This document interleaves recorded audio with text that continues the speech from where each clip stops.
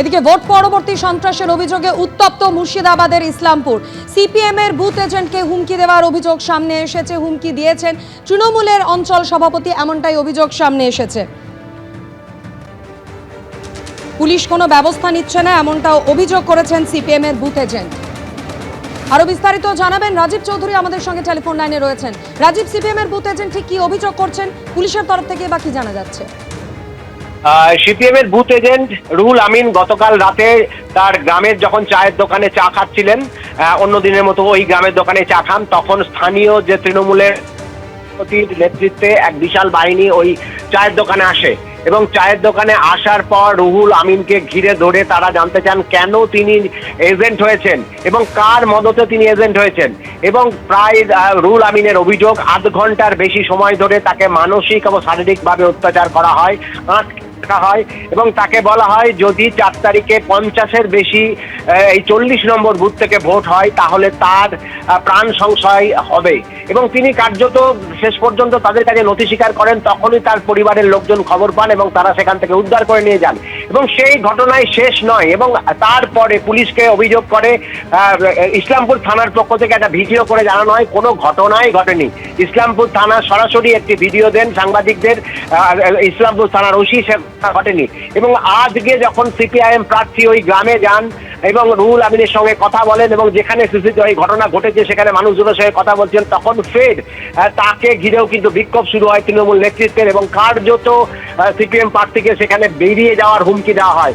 এবং তারপরে পুলিশের পক্ষ থেকে সেখানে এই ঘটনার পরেও রাতের পর থেকে সেখানে কোনো পুলিশি পোস্টিং ছিল না। এবং সিপিএম প্রার্থী যেটা অভিযোগ করছেন, তিনি যখন আক্রান্ত হচ্ছেন, তাকে যখন এরকম ভাবে হেনস্থা করা হচ্ছে, তখন পুলিশকে ফোন করেও কেউ আসেনি, একমাত্র একজন সিভিক আসেন এবং তারপর তিনি সেই রুহুল আমিনকে নিয়ে ঘটনাস্থল ছাড়েন। এবং যেটা পুলিশ সুপার যেটা সরাসরি জানিয়েছেন, এবং ঘটনার পর কেস রেজিস্টার করা হয়েছে, কিন্তু স্থানীয় থানা সূত্রে যারা গতকাল রাত্রে ঘটিয়েছেন তারাই আজ সকালে ফের এখানে দাদাগিরি করেছেন বলে অভিযোগ। পুলিশের পক্ষ থেকে কোনো ব্যবস্থা করা হয়নি এবং স্থানীয় মানুষ যেটা অভিযোগ করছেন, রাতে পুলিশ যায় এবং যারা অভিযুক্ত তাদের সঙ্গেই কথা বলে চলে যায়। গোটা ঘটনা নিয়ে কিন্তু ভোট পরবর্তী হিংসার একটা বড় নজির কিন্তু মুর্শিদাবাদের ইসলামপুর। একদমই, সব মিলিয়ে উত্তপ্ত মুর্শিদাবাদের ইসলামপুর। আপাতত রাজীব, তোমায় ধন্যবাদ। দুদফায় বিধানসভা নির্বাচনে রেকর্ড ভোট পড়েছে। ভিন রাজ্য নয়, সুদূর প্যারিস থেকে ভোট দিতে কলকাতায় এসেছেন পেশায় চিকিৎসক অর্ণব সরকার। শান্তিপূর্ণ ভোট দিতে পেরে তিনি খুশি। পশ্চিমবঙ্গের বিধানসভা ভোটে দুদফাতে এবার রেকর্ড ভোট পড়েছে। দলে দলে মানুষ বেরিয়েছেন ভোট দিতে। 2021-এর তুলনায় ভোটার সংখ্যা কমলেও প্রদত্ত ভোট বেড়েছে চোখে পড়ার মতো।